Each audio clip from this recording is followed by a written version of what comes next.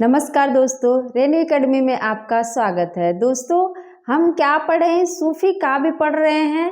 आप लोग सारी वीडियो को ध्यान से देखना, क्योंकि जितना भी मैंने बताया है सारे एग्ज़ाम की दृष्टिकोण से बहुत ही ज़्यादा इम्पोर्टेंट है। तो आप लोग उसको ध्यान से देखना और उसको नोट भी कर सकते हैं। मैंने इतना अच्छे से उसको लिखा है कि आप लोग उसको नोट्स बना सकते हैं। यही नोट्स होता है। बाकी अगर सोचो कि कहीं अलग से कोई नोट्स बन के आता है तो ऐसा बिल्कुल नहीं है कि कहीं अलग से कुछ नोट्स में होता है। नोट्स का मतलब होता है जो मेन चीज़ें होती हैं उसको लिखना। मैंने तो बहुत सारी चीज़ों का नोट्स ही नहीं बनाया है, क्योंकि नोट्स बनाने में टाइम जाता है और टाइम इतना था नहीं। जिसमें हुआ है मेरा 2021 वाले में जो TGT उसमें हुआ है, तो टाइम इतना था नहीं। तो पांडे की जो किताब है वो रचनाओं के लिए बहुत ही बेस्ट है। तो आप लोग पांडे की किताब को पूरा रट जाइए। अगर नोट्स नहीं बनाते हैं, रचनाओं मतलब जैसे नाटक, उपन्यास, कहानी और आलोचना, ये सारी जो विधाएं हैं वहाँ से आप तैयार कर सकते हैं बिना नोट्स बनाए। बाकी चीज़ें जैसे आदिकाल, भक्तिकाल, रीतिकाल, तो इन सब के लिए नोट्स ज़रूरी होता है। उसके लिए आप नोट्स बना सकते हैं। तो देखते हैं हम क्या है प्रेमाख्यानक काव्य और सूफी काव्य। सूफी काव्य और प्रेम काव्य दोनों एक ही है। तो हम आगे इसमें देखते हैं जो मेन रचनाएं थी जिनके बारे में ज़्यादा पूछा जाता था, कहानियों को पूछ लिया जाता था, उनको हमने पढ़ लिया है। अब हम नायक नायिका उनकी भाषा को देखेंगे और यहाँ से क्वेश्चन पूछा भी गया है। देखते हैं क्या है ढोला मारूरा दूहा। बहुत ही ज़्यादा पूछा जाने वाला क्वेश्चन है। इसके रचयिता पूछता है कौन है, तो कल्लोल है। कौन है? कल्लोल कवि हैं ढोला मारूरा दूहा। अब आपको इस नाम से ही पता चल रहा होगा कि इसकी भाषा क्या होने वाली है, राजस्थानी। क्या होने वाली है? इसकी भाषा राजस्थानी होने वाली है, और वो भी पुरानी राजस्थानी। हमने लिख दिया है। कैसी राजस्थानी है? ये पुरानी राजस्थानी भाषा है। और इसका समय भी आप लोग देख सकते हैं, 1473 हमने लिख दिया है। 1473 ढोला मारूरा दूहा। और कौन है? कल्लोल। अब याद कैसे रखे? ढोला मारूरा दोहा के लेखक जो हैं, रचयिता कल्लोल हैं।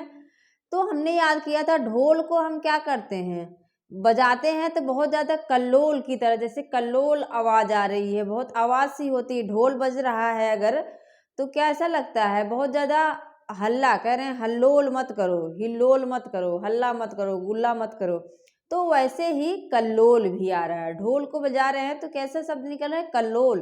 तो उसके रचयिता कौन हो जाएंगे? कल्लोल हो जाएंगे।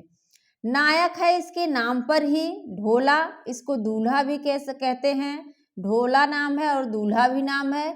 ये किस प्रदेश का है पूछ सकता है, तो नरवर प्रदेश का था। कहाँ का? ये राजस्थान में ही है, नरवर प्रदेश का था। और नायिका जो है, ये बहुत पूछा जाने वाला क्वेश्चन है, इसको ध्यान से आप लोग देख लीजिए। नायिका कौन है? मारवाड़ी है, जो पुंगल प्रदेश में रहने वाली है। कहाँ की है? पुंगल प्रदेश की है। और नाम क्या है? मारवाड़ी। और वीसल देव रासो की नायिका को भी पूछा जाता है। कौन है? वीसल देव रासो की पूछे तो हम किसी को बताएंगे, क्या बताएंगे? राजमती। क्या है वो? राजमती। और वहाँ के जो राजा हैं, नाराज होके पूछा जाता है कहाँ गए थे, तो उड़ीसा चले गए थे।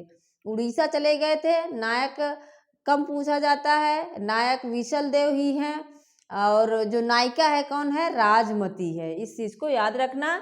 लेकिन ढोला मारूरा दोहा की जो नायिका है वो क्या है? मारवाड़ी है। ढोल पे हम क्या करते हैं? मारते हैं ना, तभी तो आवाज आती है। ढोल पे हम मारते हैं, आवाज आती है, तो कौन नायिका हो जाएगी? मारवाड़ी। इस तरह से याद करेंगे तो हमेशा याद रहेगा। इसमें क्या है, इसका विषय आप लोग देखें तो क्या है? विवाह के बाद प्रेम और विवाह का मार्मिक चित्रण है। क्या है? जैसे विवाह के बाद, अभी तो ऐसा नहीं होता, हो जाता है, लेकिन क्या होता है विवाह के पहले, जैसे जो लव मैरिज हो रही, विवाह के पहले प्रेम करते हैं, इसके बाद फिर झगड़ा होता है। लेकिन यहाँ अरेंज मैरिज में यहाँ विवाह के बाद प्रेम को दिखाया गया है और विवाह का मार्मिक चित्रण इसमें है, ढोला मारूरा दूहा में। इसके बाद क्या है? रूप मंजरी है। रूप मंजरी का समय क्या है? 1568 और लेखक कौन है? नंददास। यही क्वेश्चन टीजीटी में पूछा हुआ था, या पीजीटी में याद नहीं आ रहा, टीजीटी में शायद पूछा था कि कौन सी रचना भक्ति काल की नहीं है। नंददास को सभी जानते हैं, नंददास किस में आ जाते हैं? आते हैं भक्ति काल में, और अष्टछाप में नंददास शामिल हैं। लेकिन उनकी जो रचना है ये रूप मंजरी, वो रीतकालीन रचना है। वो क्या है? रीतकालीन रचना है। और नंददास कैसे कि ब्रज के कवि हैं, तो इनकी भाषा जो है इसमें ब्रज रहेगी। वैसे तो ज़्यादातर जो कवि हैं, सूफी काव्य हैं, वो अवधी भाषा का प्रयोग किए हैं, लेकिन जिन्होंने ब्रज भाषा का प्रयोग किया है उसको आप लोग याद रख लेना, क्योंकि वहीं से क्वेश्चन पूछ लेता है। तो नंददास की क्या है? रूप मंजरी है, लेकिन ये रीतकालीन भी कह सकते हैं इसको। ये सूफी काव्य के अंतर्गत आती है। और यह भाषा क्या है इसकी? ब्रज है। नायिका कौन है? रूप मंजरी है। नायक पूछा जाता है तो कृष्ण है। नायिका कौन है? रूप मंजरी है। नायक पूछा जाता है तो नायक कौन है? ये कृष्ण है।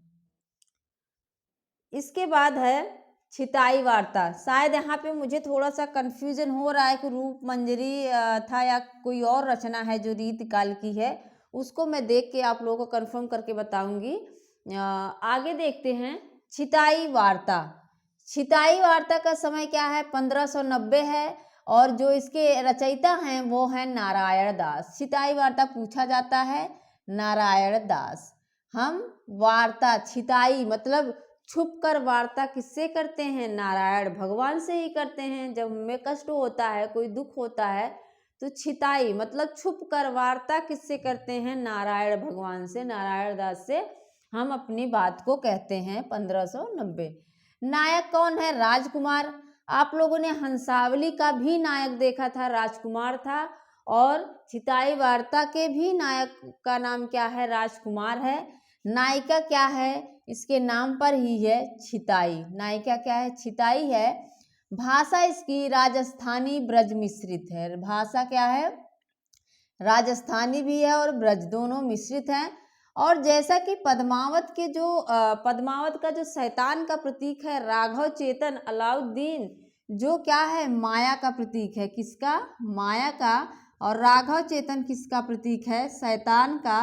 तो ये दोनों पात्र अगर पूछे कि किसमें हैं, तो छिताई वार्ता में। ये दोनों पात्र छिताई वार्ता में भी शामिल हैं। वैसे तो पद्मावत के हैं। फिर से देख लो, नायक कौन है? राजकुमार है। नायिका कौन है? छिताई है। भाषा राजस्थानी और ब्रज है। राघव चेतन और अलाउद्दीन इस रचना में शामिल है। इसके बाद रस रतन है। रस रतन पूछा जाता है तो पुहकर। रस रतन पुहकर। जो कोयल होती है, क्या कैसे बोलती है? कुहुक कुहुक बोलती है, लेकिन क्या होता है उसमें? बहुत ही रस होता है। क्या होता है? बहुत रस होता है। क्या कोयल कैसे बोलती है? पुहू पीहू पीहू बोलती है ना। तो पीहू पीहू जो बोलती है पुहकर, वो कैसा होता है? उसमें रस के रत्न होते हैं। पुहकर किसकी रस रत्न किसकी हो जाएगी? पुहकर की हो जाएगी। नायक पूछा जाता है तो नायक कौन है? सोम है। और नायिका कौन है? रंभा। सोम रंभा। सोम रंभा। सोम मतलब मदिरा, रंभा। रंभा क्या है? नायिका है। सोम क्या है? इसका नायक है। भाषा क्या है? इसकी अवधी है। भाषा क्या है? अवधी है। इसके आगे की जो रचनाएं हैं, जैसे नूर मोहम्मद वगैरह हैं, उसको हम नेक्स्ट वीडियो में देखेंगे। और मेरा पूरा वीडियो देखने के लिए आपका बहुत बहुत धन्यवाद। और प्लीज़ मेरे चैनल पर जो नए हैं वो इसको सब्सक्राइब कर लें, शेयर कर दें, क्योंकि यहाँ पे हम क्या पढ़ते हैं? बहुत ही अच्छे तरीके से चीज़ों को पढ़ते हैं और ट्रिक के माध्यम से याद करते हैं। सबसे बड़ी खूबी क्या है? यहीं पे हम क्लास में याद कर लेते हैं। तो मिलते हैं नेक्स्ट वीडियो में। Thank you.